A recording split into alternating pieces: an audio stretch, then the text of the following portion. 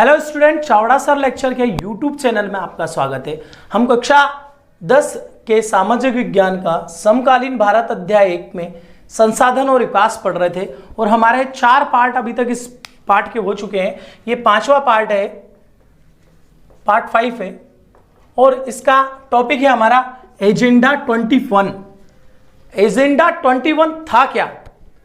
आप लोगों को मैंने कल बताया था, रियो डी जेनेरो ब्राजील के एक शहर में विश्व पर्यावरण के ऊपर उनने पृथ्वी के ऊपर, पृथ्वी बचाने के ऊपर एक सम्मेलन किया था जो रियो डी जेनेरो में हुआ था। वहां 100 देशों के राष्ट्राध्यक्ष संयुक्त राष्ट्र पर्यावरण विकास सम्मेलन, संयुक्त राष्ट्र पर्यावरण विकास सम्मेलन UNCED ऑब्जेक्टिव में पूछ सकते हैं। संयुक्त राष्ट्र विकास पर्यावरण सम्मेलन, पर्यावरण व विकास सम्मेलन को क्या बोलते हैं? उसको बोलते हैं UNCED या UNCED का पूरा नाम क्या है? संयुक्त राष्ट्र पर्यावरण व विकास सम्मेलन। ये तो हो गया UNCED का पूरा नाम। उसके पहले हम जिस पे बात कर रहे थे वो है एजेंडा 21। और एजेंडा 21 ब्राजील के शहर रियो डी जेनेरो में जब सम्मेलन चल रहा था उसमें राष्ट्राध्यक्षों द्वारा स्वीकृत किया गया था। राष्ट्राध्यक्ष मतलब किसी राष्ट्र का प्रतिनिधित्व करने वाले 100 से ज्यादा राष्ट्राध्यक्ष वहां पे मौजूद थे। उन्होंने, क्योंकि 1992 में ये करा था, 1992 के बाद 2000 आने वाला था 8 साल बाद, और 2000 को हम बोलते हैं 21वीं सदी। कौन सी बोलते हैं? जहां से 2001 लगा वहां से शुरू हो गई 21वीं सदी। उस 21वीं सदी में, मतलब ये 21वीं सदी के लिए है, ठीक है। एजेंडा 21 मतलब एजेंडा 21वीं सदी का। तो संयुक्त राष्ट्र पर्यावरण व विकास सम्मेलन के तत्वाधान में राष्ट्राध्यक्ष द्वारा स्वीकृत किया। इसका मुख्य उद्देश्य क्या था? एक था भूमंडलीय सतत पोषणीय विकास। भूमंडलीय सतत पोषणीय विकास मतलब हर चीज का विकास होना चाहिए, चाहे वो पेड़ पौधे हो, चाहे वो जीव जंतु हो, चाहे वो गरीब व्यक्ति हो, चाहे संसाधन हो, अलग अलग प्रकार के सभी चीजों का क्या होना चाहिए? विकास होना चाहिए।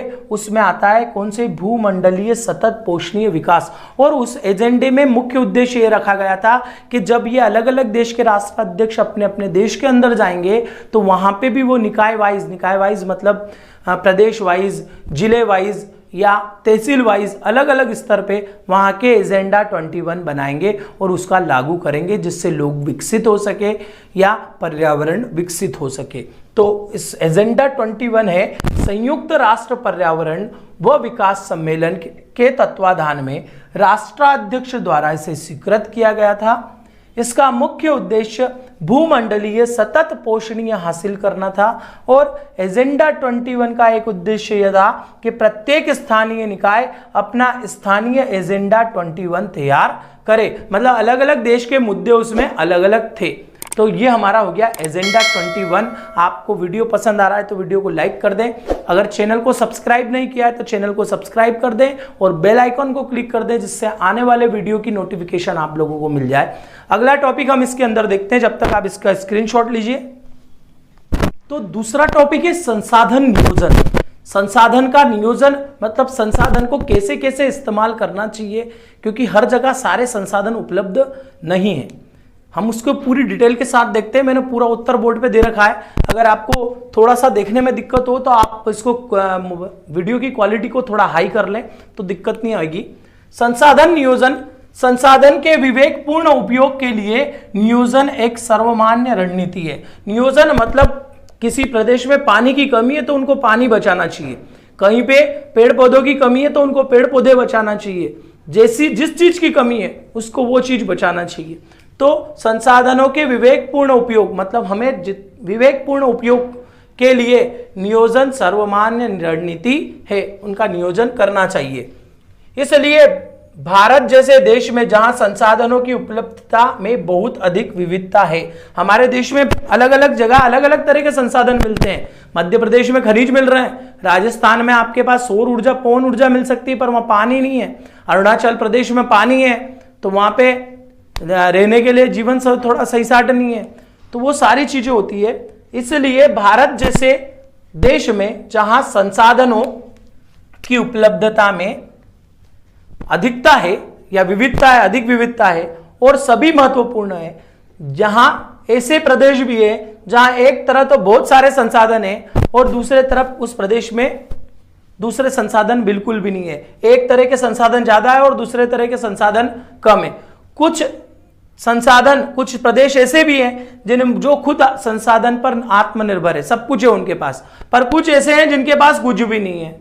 उदाहरण, झारखंड, मध्य प्रदेश और छत्तीसगढ़ में खनिज और कोयले के भंडारण है। एमपी में और छत्तीसगढ़ और झारखंड में खनिज और कोयले के भंडारण है। अरुणाचल प्रदेश में जल संसाधन है परंतु मूल विकास की कमी है। अरुणाचल प्रदेश है, वहां पे पानी मिलता है पर मूल विकास की कमी है। राजस्थान में सौर और पवन ऊर्जा के संसाधन है किंतु पानी की कमी है। लद्दाख में शीत मरुस्थल है। लद्दाख, लेह लद्दाख आपने नाम सुना होगा। लद्दाख में शीत मरुस्थल प्रदेश है पर यह देश से अलग थलग पड़ा हुआ है, मतलब भारत से इसका थोड़ा सा भाग कटा हुआ है, देश से अलग थलग पड़ा है। यहां पे सांस्कृतिक विकास का धनी है, इसलिए राष्ट्रीय, प्रांतीय, प्रादेशिक, स्थानीय स्तर पर संतुलित संसाधन नियोजन की आवश्यकता है। ये हमारा क्या हो जाएगा? संसाधन नियोजन। संसाधनों के विवेकपूर्ण उपयोग के लिए नियोजन एक सर्वमान्य रीति है। इसलिए भारत जैसे देश में जहां संसाधनों की उपलब्धता अधिक, विविधता है और सभी महत्वपूर्ण है, यहां ऐसे प्रदेश है जहां एक तरह के संसाधन अधिक व दूसरे तरह के कम। कुछ प्रदेश ऐसे भी हैं जो संसाधनों पर आत्मनिर्भर है और कुछ के पास संसाधन है ही नहीं, कमी है। उदाहरण, झारखंड, मध्य प्रदेश, छत्तीसगढ़ आदि खनिज और कोयले के भंडारण है। अरुणाचल प्रदेश जल संसाधन है परंतु मूल विकास की कमी है। राजस्थान में सौर और पवन ऊर्जा के संसाधन है तो पानी की कमी है। लद्दाख में शीत मरुस्थल प्रदेश है तो वहां देश से अलग थलग है और सांस्कृतिक विरासत का धनी है। इसलिए राष्ट्रीय, प्रांतीय, प्रादेशिक व स्थानीय स्तर पर संतुलित संसाधन नियोजन की आवश्यकता है। ठीक है, तो ये हो गया हमारा कौन सा? संसाधन नियोजन। नेक्स्ट टॉपिक देखते हैं, जब तक आप इसका स्क्रीनशॉट अच्छी क्वालिटी में ले लो।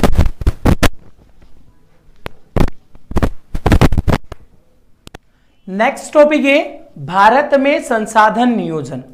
भारत में संसाधन का नियोजन किसे किया जा सकता है? वैसे नियोजन बहुत जटिल प्रोसीजर होती है पर फिर भी संभवतः 3 पॉइंट इसमें लिए हैं। संसाधन में नियोजन एक जटिल प्रक्रिया है जिसमें से कुछ बिंदु निम्न है। पहला, देश के विभिन्न प्रदेशों में संसाधनों की पहचान कर उनकी तालिका बनाना। क्या करना? देश के विभिन्न प्रदेशों में संसाधन की पहचान कर उनकी तालिका या टेबल बनाना। दूसरा, संसाधन विकास योजना लागू करने के लिए उद्योग, मतलब प्रौद्योगिकी, कौशल और संस्थागत नियोजन ढांचा तैयार करना, मतलब एनजीओ वगैरह बना के या उद्योगों वालों को लेके पूरी मॉनिटरिंग करके उसके ऊपर काम करना। तीसरा, संसाधन विकास योजना और राष्ट्रीय विकास योजना में समन्वय स्थापित करना। राष्ट्रीय विकास योजना अलग होती है और संसाधन विकास योजना अलग होती है। अगर वो दोनों एक साथ मिलकर काम करें तो संसाधन का नियोजन किया जा सकता है। तो 3 पॉइंट है। पहला, देश के विभिन्न प्रदेशों में संसाधन की पहचान कर उनकी तालिका बनाना। संसाधन विकास योजना लागू करने के लिए प्रौद्योगिकी, कौशल और संस्थागत नियोजन ढांचा तैयार करना। और संसाधन विकास योजना और राष्ट्रीय विकास योजना में समन्वय स्थापित करना। तो आपका इसका स्क्रीनशॉट ले लीजिए।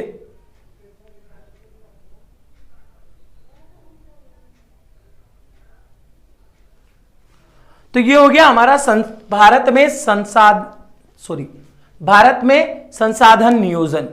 ठीक है, अगर आपने अभी तक भी चैनल को सब्सक्राइब नहीं किया तो चैनल को सब्सक्राइब करके बेल आइकन को क्लिक कर दे, जिससे मेरे जो रेगुलर सामाजिक ज्ञान के वीडियो डल रहे हैं उसका नोटिफिकेशन आप लोगों तक मिल जाए। इंग्लिश के वीडियो और अन्य मैथ्स के, रीजनिंग के वीडियो देखने के लिए आप मेरे चैनल पर लगातार बने रहिए। हर रोज हम कोशिश करते हैं 2-4 वीडियो इस यूट्यूब चैनल पर डालने की, और अगले वीडियो का इंतजार कीजिए। तब तक के लिए धन्यवाद।